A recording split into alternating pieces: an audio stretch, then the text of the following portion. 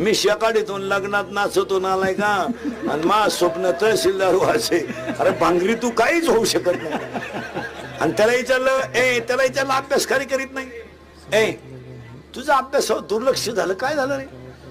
तिचं जसं दुसऱ्याशी जमल्यासारखं वाटलं जिंदगी आपली बरबाद. ती माझी नाही ना,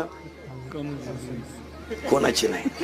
अशी तिघ जण म्हणत होते तू चौथा आहे. तिनं व्हावं कोणचं. अरे पुरीसाठी मरतो का शेंबड्या? भंगरी शीर सलामत तो पगडी 50.